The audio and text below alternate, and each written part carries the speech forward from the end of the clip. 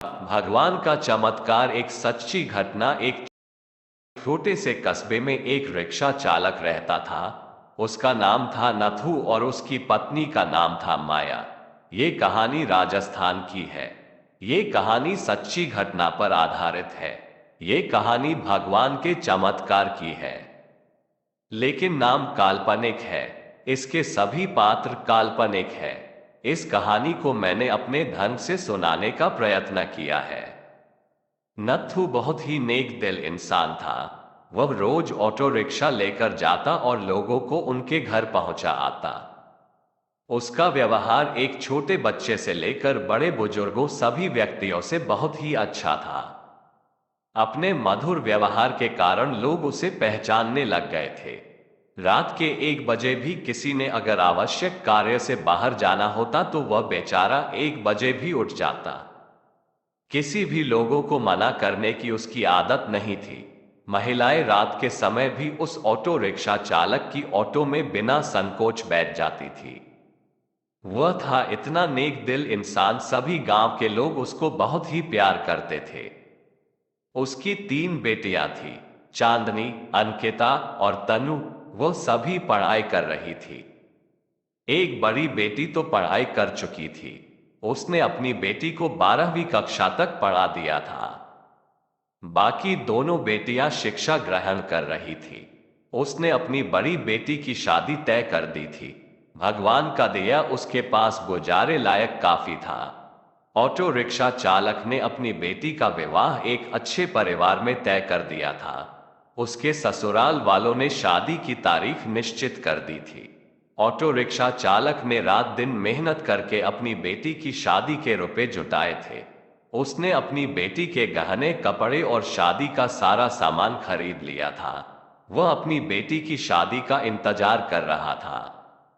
वह एक दिन भगवान के मंदिर में पूजा करने चला गया था। वह मंदिर में पूजा कर कहने लगा कि हे भगवान, मेरी बेटी की शादी जल्दी ही होने जा रही है। अपनी बेटी की शादी का सामान खरीदने में मुझे कभी कोई कमी नहीं आए। आपकी दया से सब कुछ ठीक चल रहा है।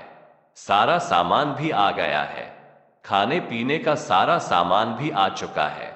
शादी के 2-3 दिन रह गए थे। अपनी बेटी के पास जाकर बोला, मेरे पास देने के लिए ज्यादा तो कुछ नहीं, मैंने तुम्हारे लिए थोड़े से गहनों भी बनवा दिए हैं। तुम्हारी दोनों बहनों के हाथ भी पीले करने हैं। तुम्हारा हाथ एक अच्छे परिवार में दे रहा हूं। लड़का अच्छी नौकरी करता है। तुम्हें वहां पर कोई भी कमी नहीं रहेगी। बेटा, लड़की तो पराया धन होती है। उसे तो एक न एक दिन ससुराल जाना ही पड़ता है। बेटा, निराश ना हो। आज मैं तुम्हें एक शिक्षा दे रहा हूं। अपने ससुराल में बड़ों का सम्मान करना, अपने सास ससुर की खूब सेवा करना।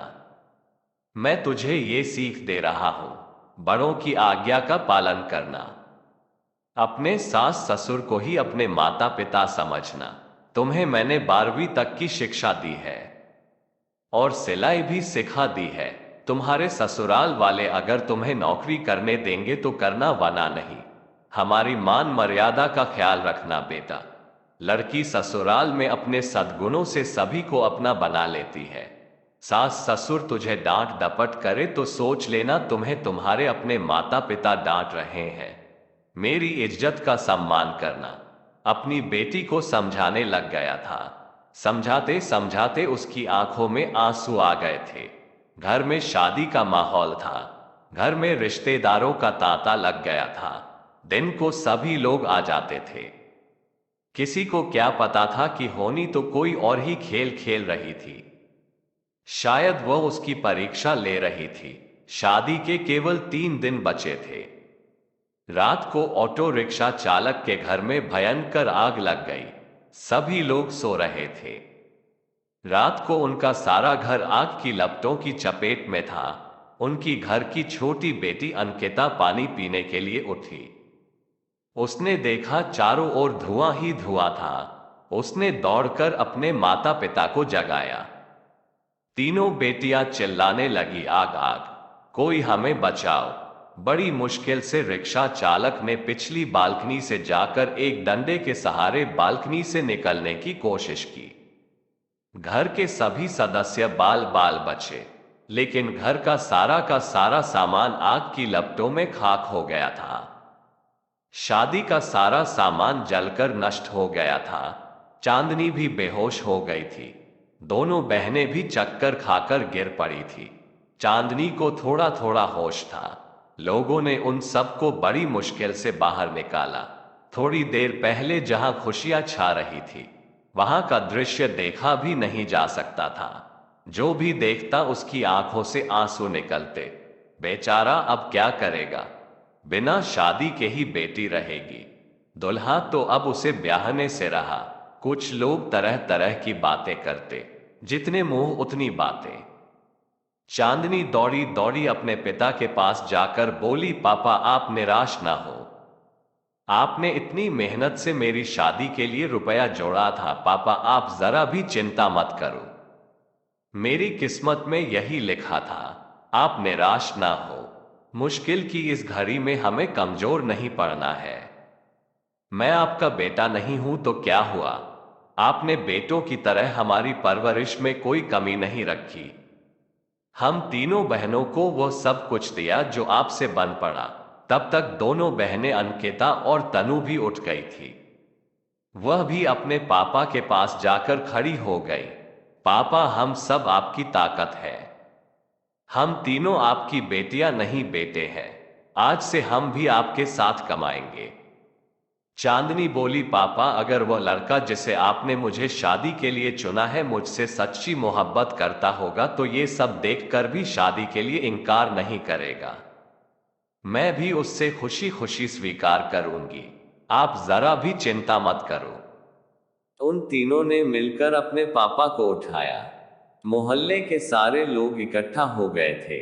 सब आपस में कह रहे थे कि ससुराल वालों को वह क्या कहेगा।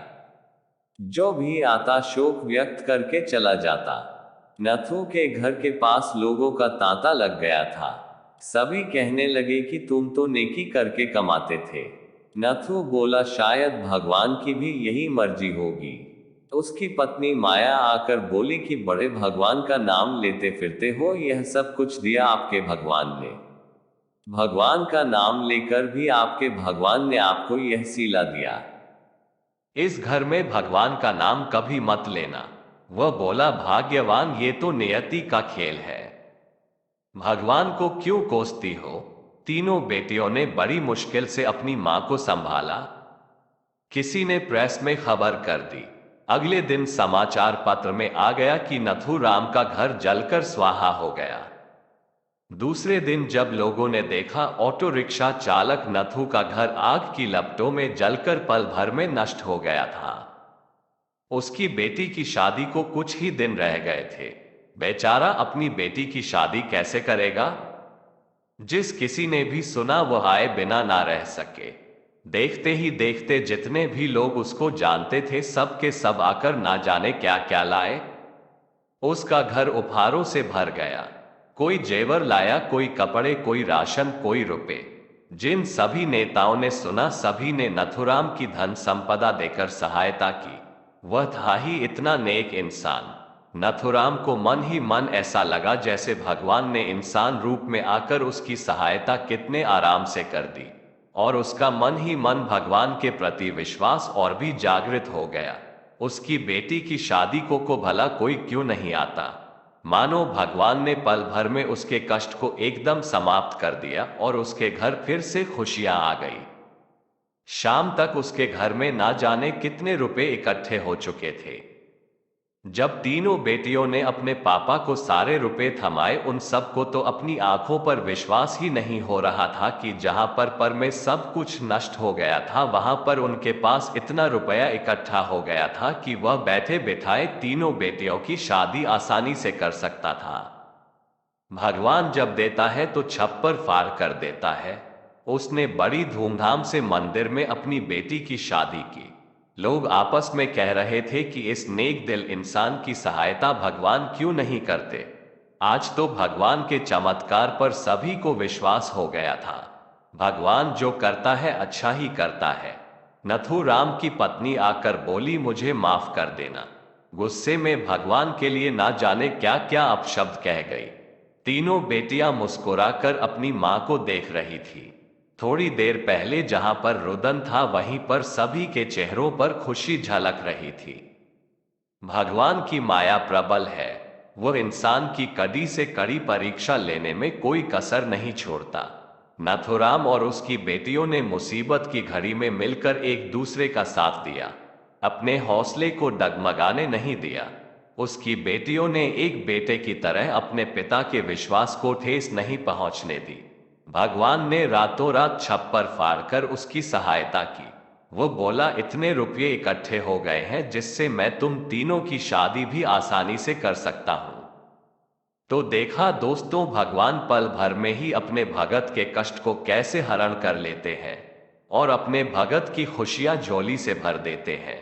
ये भगवान का सच्चा चमत्कार था जो एक कहानी रूप में आपको सुनाया गया। दोस्तों प्लीज इस तरह की कहानी सुनाने के लिए हमारे चैनल को सब्सक्राइब जरूर कर दीजिए और लाइक और शेयर भी जरूर कर दीजिए। साथ ही साथ बेल आइकन को भी दबा दीजिए जिससे हमारी कहानी आप तक सबसे पहले पहुंच सके। ऐसी ही वीडियो देखने के लिए आप प्लीज हमारे इस चैनल को सब्सक्राइब करें और बेल आइकन को जरूर दबा दें।